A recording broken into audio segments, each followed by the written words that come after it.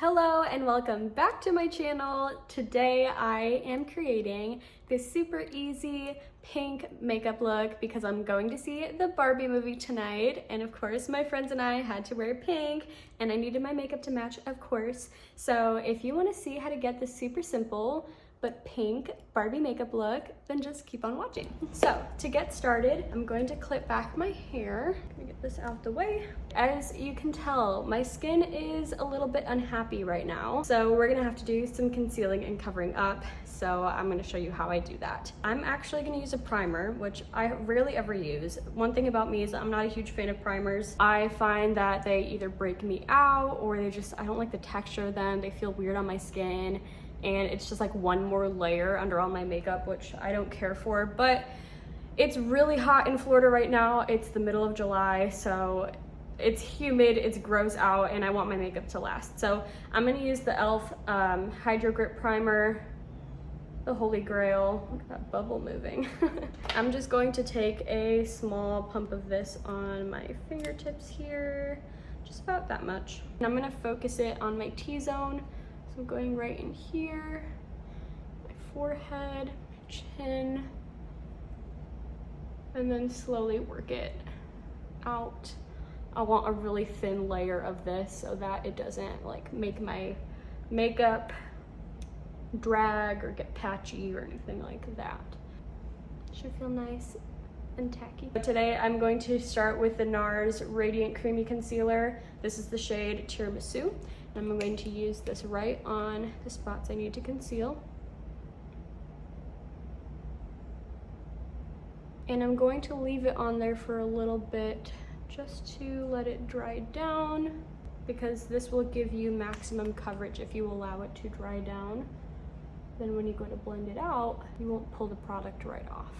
A damp beauty blender, mine's like really wet, so I just wet it. I'm gonna take a damp beauty blender.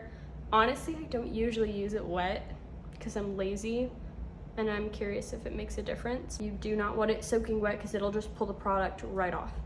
But I'm just gonna go in very, very lightly, tap, because I'm not trying to pull any of the product off. I'm just trying to soften the edges so that you're not seeing spots like you see right now. You want it to be blended into the skin. And the longer you let it dry down, the more difficult it is gonna be to like blend it out. That also means if it's dried down, like it's not going anywhere, which is what we want. We want it to not move. And if it's not perfectly blended out, that's okay for this step because we have other layers that are going on top. Now that my concealer is blended out, my blemishes are pretty well covered, I'm gonna go in with what's gonna act as my foundation today, which is the e.l.f. Halo Glow Liquid Filter. This is in the shade Medium. So I'm going to apply this all over my face. And I'm gonna go really gentle with the application so that I don't lift any of that concealer I just placed down. Then I always like to blend my foundation products with a buffing brush. So they look like this. They're really nice and dense. Have a lot of hairs in there, so the product is going to focus mainly up here where it's going to buff out on your skin versus seeping into the bristles.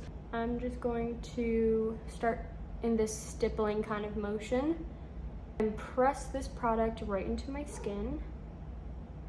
You don't want to swipe, you don't want to drag, because not only is that not good for your skin because it will cause premature wrinkles if you tug on your skin like that, but also it's going to drag any products that you have underneath your makeup.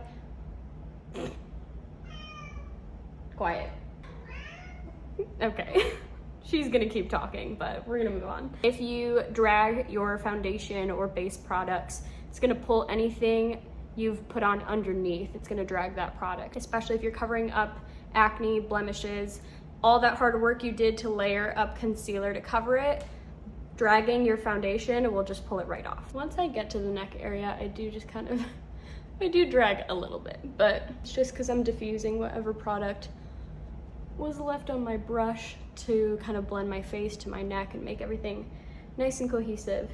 And with the forehead, you want to make sure you're getting it all the way to the edge, like right up into that hairline. I love the glow that this gives my skin. It's like such a healthy glow.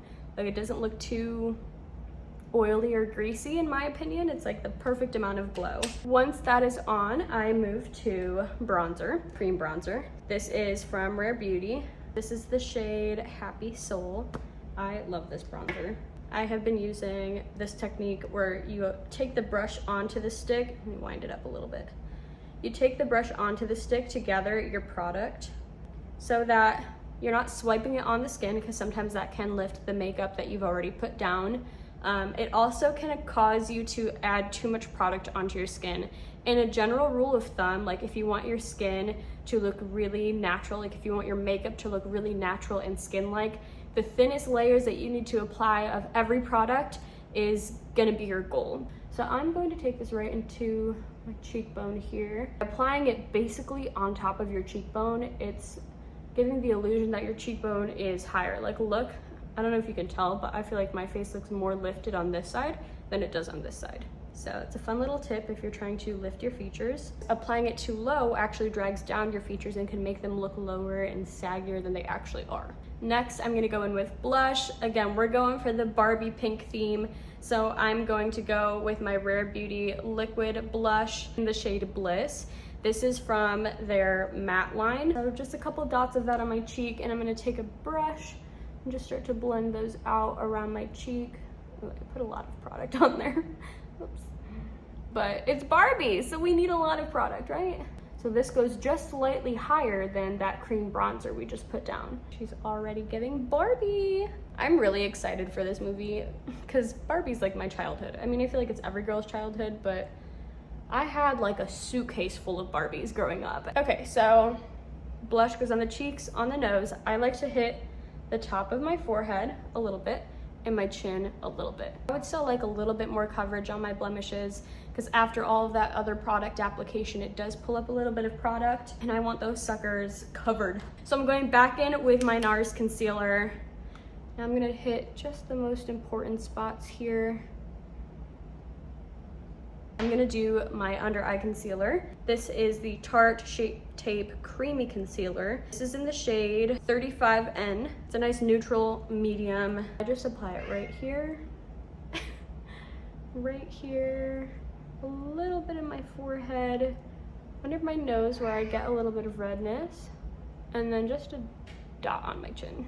I always like to blend out my concealer with a baby beauty blender. I love this because it just fits perfectly into your little eye socket here.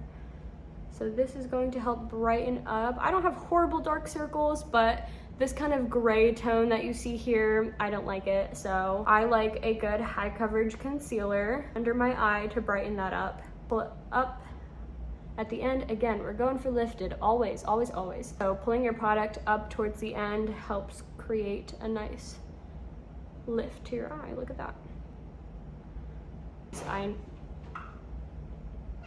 It's feeding time for the cat. Get your food. Go get it. Apologies if you can hear the cats munching. They're like right by my feet. Another little trick I like to use with my concealer, right along the side of your bronzer here, and really like pull your features to be nice and snatched. These little spots we were working on here. We're moving on to powder. This is the e.l.f. HD setting powder. This is in the shade Sheer. Lately, I've been going back to a brush. I know in my last video, I used a powder puff. I do like powder puffs. I feel like they give the most airbrushed finish from a distance, but when you're in like talking distance of someone, you can see like, sometimes it leaves kind of a cakier finish under my eye. That's rags.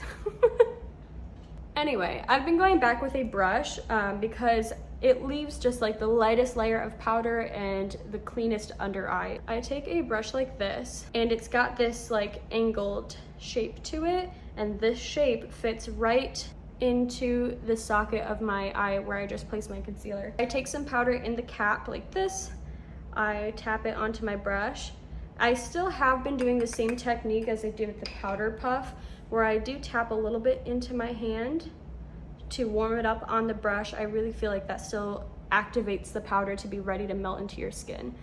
So then you can look up to make sure that you're not like getting any fine lines in there, and just lightly set under your eye. Sweep like the lightest layer of powder under there. It still locks into place, it still sets it for the day, but it doesn't leave any cakey, harsh lines. And look at that side compared to that side. Always be so delicate with this area. It is the thinnest layer of skin you have, and it's the easiest place to pull and tug, and it's gonna give you wrinkles for years to come. Hit the area that I placed more concealer on my breakouts here to set them in place. That way when we go put bronzer and blush on, it's not gonna pull it off. This is totally locking it in. Moving to bronzer, I'm going back with my Tarte Park Avenue Princess Face and Body Bronzer. I go with like a really fluffy brush like this, just to get a nice even wash over my face. Again, we're keeping her nice and high, nice and lifted. Gives such a healthy glow to the skin, I love it. Now for powder blush. I think I'm going to mix two of them because I need that perfect like pinky Barbie color that's really gonna pop. I'm gonna go in with one of my favorites. This is the Amazonian Clay 12-Hour Blush from Tarte in the shade Bloom. It's a super cute dusty rose color. And take this on a fluffy angled brush like this and just hit the same places that I placed that cream or that liquid blush. Hit the nose, of course, my favorite. And then I'm gonna top that with one of the shades from this Alamar Cosmetics Blush Trio. I have the medium tan palette. Look how cute these shades are. I'm gonna use this one in the middle. It is called Fruta Bomba. Just a little bit. Top that. Ooh, look at that. It's like the perfect amount of brightness because we are a Barbie girl. I don't normally wear highlight, but I felt like, you know, if we're going full doll mode, I need a little bit of highlight. This is like my favorite one. It's super old, I've had it for years. It's from Becca Cosmetics in the shade Opal. Beautiful champagne color. I like to use a flat brush like this. Tiniest bit, the tiniest bit goes a long way. And I hit the high points of my cheeks. Just a little bit. I don't like a super shiny highlight, so the subtlest glow that I can get. Woo! So cute. We see like this dust flying around everywhere. Every time I tap a product off, it's like flying. The tip of the nose, it's like my favorite spot to highlight right there. Okay, now we are going to set all of this powder with the Caudalie Beauty Elixir. I've been using this as my setting spray, and I feel like this really helps lock my makeup in place, especially as someone who's oily. I feel like it keeps my oil under control. It spritz her all over. She was good. I did not realize how much I have used of this. That's all that's left. I blew through this. I just got this like a few weeks ago. Anyway, on to brows. I'm only gonna fill them in the slightest bit because I don't like a super filled in brow. I'm going in with my e.l.f. Ultra Precise Brow Pencil in the shade Taupe. Going to flick up a few strokes in the front of my brow here where I'm a little more sparse. Kind of define that front portion a little bit more. And then up here where my arch is on top is also a little sparse for me. So I fill her in a little bit too. And I always like to take the other end of this, which is a really fine spoolie. It's super dirty, so don't even look at it. Like a really coarse, short spoolie, which really helps to buff out the product and make sure that there aren't any harsh lines. Color is nice and diffused. Then to set, I go in with my e.l.f. clear brow gel that doesn't look so clear. Brow side to set my brows. And now they won't move all night. Okay, on to my favorite part, the eyes. I pulled, because I still have no clue what I'm doing for this look, I pulled like 5 palettes that have the best pinks in them. My goal for this eye look is for it to be very wearable. So we do want the pink because it's Barbie, of course. I want it to be a little more subtle. So first things first, to me, whenever I'm starting really any look that is supposed to be a wearable look, you need a transition shade. And what that is a shade that is pretty close to your natural skin tone, that's gonna go right in your crease to start defining the shape of your crease, but it's also, it works as that base layer that's gonna tie everything together and make sure it blends seamlessly into the rest of the makeup you have on your face. Our tried and true, Miss Jaclyn Hill. So for my transition shade, I'm going to go in the shade here, MFEO. I'm gonna take it on a tapered brush like this. I like to do my eyeshadow with a zoomed up mirror. I've told you this before. I'm gonna use this in my crease to start carving things out here. And your crease is just where like your eyeball physically ends. So when you're looking straight up, it's not that line where things fold, that's too low. You wanna feel where your actual physical eyeball ends. Mine ends up here. And that's where you wanna draw your line. It's not up at your eyebrow, it's right up here. And this is important because if you pull it too low, it drags your features down. If you pull it too high, you just kind of look like a clown. So right in there is the perfect sweet spot. And I always like to drag mine up the side a little bit to continue with our theme of lifted features. And you can take this shade all the way from the inner corner to the outer corner, all the way across and up and out. I always like to take that same shade on a little tapered brush like this guy. This one's looking a bit rough. He's been well loved.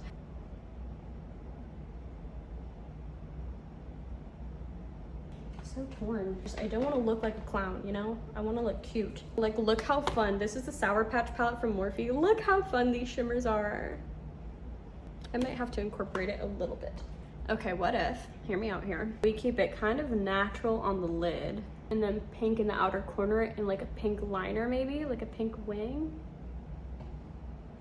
Using the Up Till Dawn palette by Morphe. Look at that. I'm gonna start with this kind of coppery shimmer shade. It's called Fantasy Flicker. Flat brush like this. So you can really pack that shade on the lid. Look how pretty she is. All across my lid.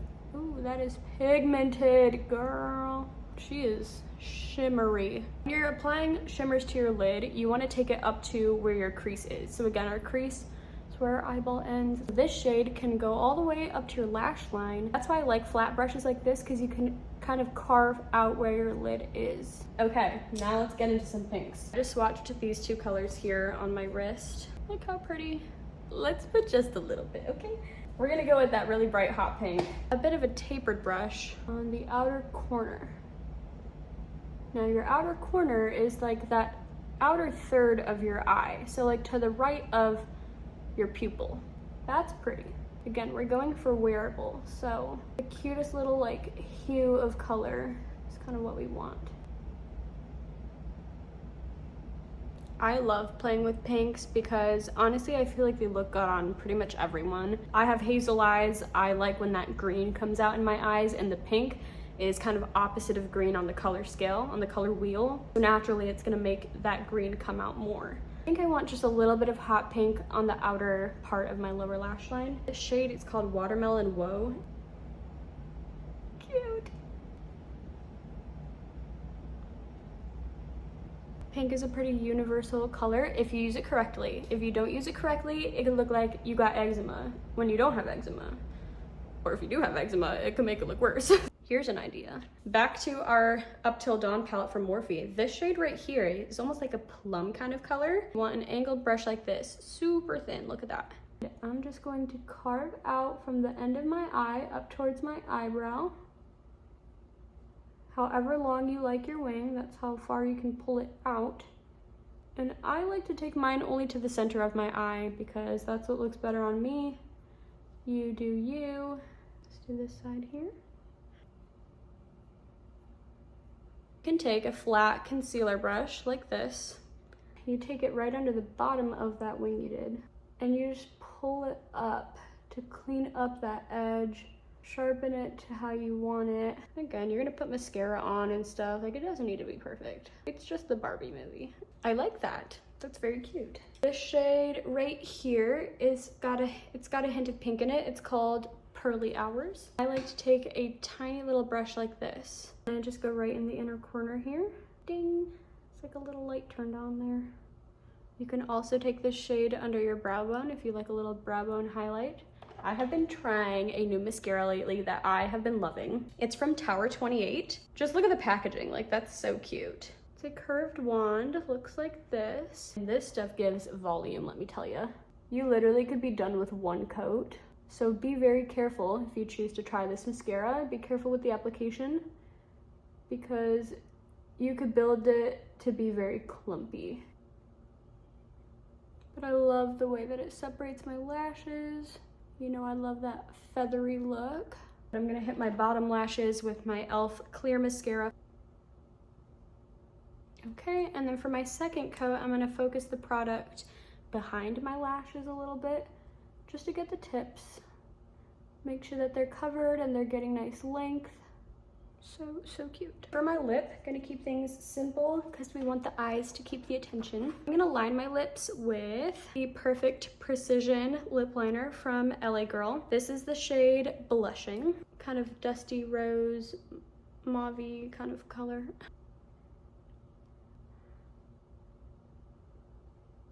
Ride or Die lip balm from e.l.f. This is in the shade Tough Cookie.